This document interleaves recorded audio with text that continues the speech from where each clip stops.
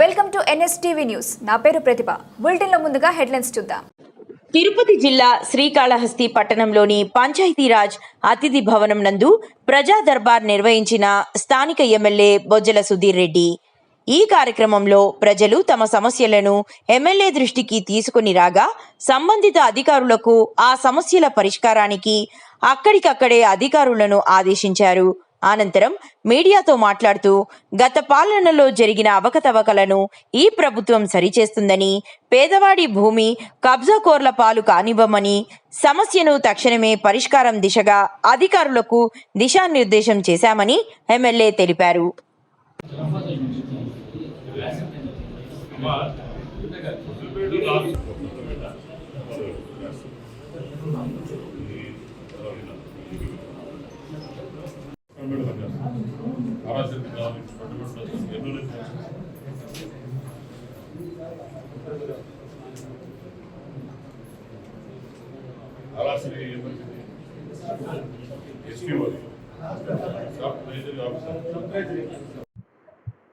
మరి అందరు ఆఫీషియల్స్ అందరూ కూడా ఈరోజు పంచాయతీ గెస్ట్ హౌస్ కూర్చొని జరిగింది. కానీ ఇక్కడ ప్రాబ్లమ్స్ కొన్ని వింటుంటే నిజంగా హాస్యాస్పదమైన ప్రాబ్లమ్స్ వస్తున్నాయి. ఈరోజు ఒకటి వచ్చారు రాచకొండ నుంచి. అక్కడ చూస్తే ఒక వయసుని 4.5 సంవత్సరాలు అయింది, రిజిస్ట్రేషన్ అయిపోయింది. కానీ వాళ్ళ ఇల్లు మాత్రం తిరిగి వాళ్ళకి ఇవ్వకుండా వాళ్ళ ఆక్యుపెన్షన్ పెట్టుకొని ఎవరు చెప్పుకోబో అని చెప్పి ఇల్లు వాళ్ళు భయపిస్తున్నారట. ఇప్పుడు డివెంట్ వచ్చిన తర్వాత డిఎస్పీ చెప్పారు, ఎంఆర్ఓ చెప్పడం జరిగింది. అట్లే గడిచిన 5 సంవత్సరాల్లో వైసీపీ హయాంలో కనీసం శ్మశానాలు కూడా ప్రాపర్గా ఇయ్యలేదు, శ్మశానాలు ప్రాపర్గా రోడ్లే లేదంటే ఏదో దారుణమైన పరిస్థితిలో ఉన్నాయని చూస్తున్నాం. అంటే ఇంకోటి ఏంటంటే ల్యాండ్ రెవెన్యూ సమస్యలు అధికంగా వస్తున్నాయి. వచ్చిన దాంట్లో 80% రెవెన్యూ సమస్యలు. ఆ రెవెన్యూ సమస్యలు ఏంటంటే 2011 వరకు ఒకరి పేరు మీద ఉంటే 2022కి వాళ్ళు సంతకం పెట్టకనే ఏం చేయకనే రెవెన్యూ పరంగా వేరే వాళ్ళ పేరు అయిపోయింది. అసలు ఎలా చేశారు, ఏం జరిగింది అనేది అవన్నీ కూడా అవి చూస్తారు. అట్లే పూర్వం ఉన్న డిప్యూటీ తహసీల్దార్ సుధీర్ అనే ఒక అబ్బాయి ఉన్నాడు. అతను తహసీల్దార్ వేసుకోకుండా ఎమ్మెల్యేని అడ్డం పెట్టుకొని అడ్డదిడ్డంగా ఇవన్నీ కూడా మార్చింది అతనే అని చెప్పి మరి ఇన్ఫర్మేషన్ వస్తా ఉంది. నేను కలెక్టర్ గారికి అట్నే కన్సర్న్ మినిస్టర్ గారు రిక్వెస్ట్ చేస్తాను, దయచేసి ఇలాంటి అవినీతి చేసిన ఈ సుధీర్ లాంటి వాళ్ళు ఎవరైతే డిప్యూటీ తహసీల్దారు ఉన్నారో అతను కూడా ఇక్కడ వేస్తా చెప్పారు. ఇప్పుడు వరదే భారం వేస్తా చెప్పారు. దయచేసి నేను ప్రెస్ మీడియా ద్వారా కోరుతాను, ఇలాంటి అవినీతి చేసి పాల్గొనే వాళ్ళు కానీ మళ్ళీ వేస్తే ప్రభుత్వానికి చెడ్డ పేరు వస్తుంది. తద్వారా సీఎం గారు కూడా ఎన్డీఏ ప్రభుత్వం గారు సీఎం గారు కూడా చెడ్డ పేరు వచ్చే అవకాశం ఉంది. కాబట్టి దయచేసి ఇలాంటి వాళ్ళని ఎక్కడ వాడుకోవాలో కలెక్టర్ ఆఫీసులో వాడుకొని ప్రాపర్ ఎంఆర్ఓస్ వేసి ఇలాంటి అన్ని దూరం పెట్టాలని చెప్పి కోరుకుంటున్నాను. అలానే మొన్నటికి మొన్న నేను సబ్ రిజిస్ట్రార్ కార్యాలయానికి వెళ్ళి సబ్ రిజిస్ట్రార్ లంచాలు తీసుకోవడానికి పెద్ద ఇష్యూ చేసిన తర్వాత ఇంకా కూడా సబ్ రిజిస్ట్రార్ని మార్చుకోవడం పోవడం అనేది చాలా బాధాకరమైన విషయం.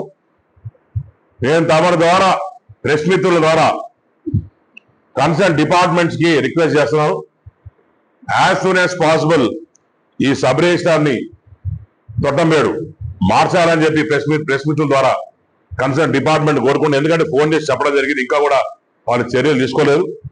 ఎందుకంటే మళ్ళా నా క్రెడిబిలిటీ మీద అనుమానం వస్తుంది. అతని ఏదో బయటిచ్చి మళ్ళీ చెప్తారు నేను డబ్బులు తిన్నానో తిరిగి మళ్ళీ అక్కడ వేస్తున్నానో ఇలాంటి మాటలు మాట్లాడు. కాబట్టి నేను ఏం చేసినా కొద్దిగా ఓపెన్ చేస్తానని చెప్తాను.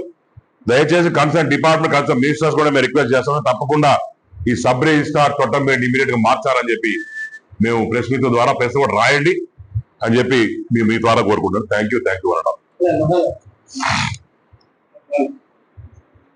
మహానాడు 43వ మహానాడు లంకలో సీతమ్మ వారిని ఆ రోజు రావణాసుడు తీసుకుపోయి పెట్టుకున్నట్టు జగన్మోహన్ రెడ్డి అనేటోడు రావణాసుడు లాగా అదే లంకలో జనాలందరూ కూడా పెట్టుకొని భయపిచ్చి ఫ్రాక్షనిజంతోని భయంతోని కక్షలతోని వాళ్ళ మనసులో ప్రజల మనసులో భయం నింపేసి పెట్టిన తర్వాత చంద్రబాబు నాయుడు గారు అనే ఒక రాముడు వచ్చి ఆ లంకా దహనం చేసి కడప ప్రజలకు విముక్తి కలిగించి జగన్మోహన్ రెడ్డి అనే నయవంచకుడికి బుద్ధి చెప్పి 11 సీట్లను పెట్టించి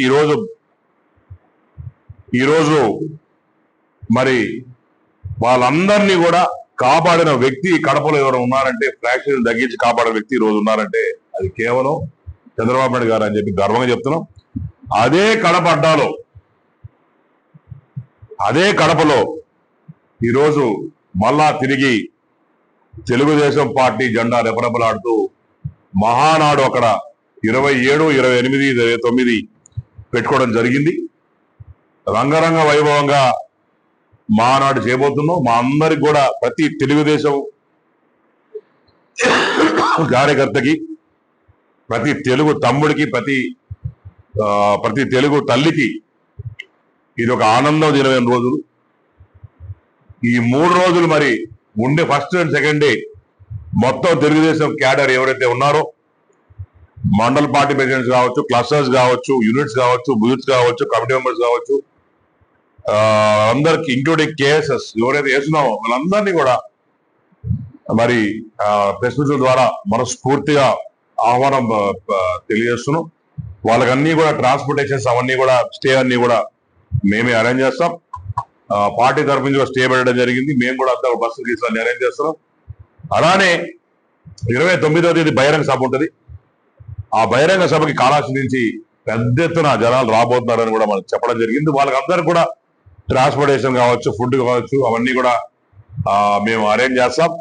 ఇక్కడి నుంచి 2.5 3 hours కాబట్టి ఎన్ని వేల మంది జనాలు వేల మంది కంఫర్టబుల్ గా బస్సెస్ అరేంజ్ చేసి ఆడికి వెళ్ళి తీసుకొని అన్ని మీటింగ్ అంతా అయిన తర్వాత, చంద్రబాబు అంతా మీటింగ్ ప్రసంగం అయిన తర్వాత మళ్ళా వాళ్ళని తీసుకొచ్చి జాగ్రత్త వాళ్ళ ఇంట్లో చేర్చే వరకు మా నాయకులు నా బాధ్యత అని చెప్పి తెలియజేసుకుంటూ తప్పకుండా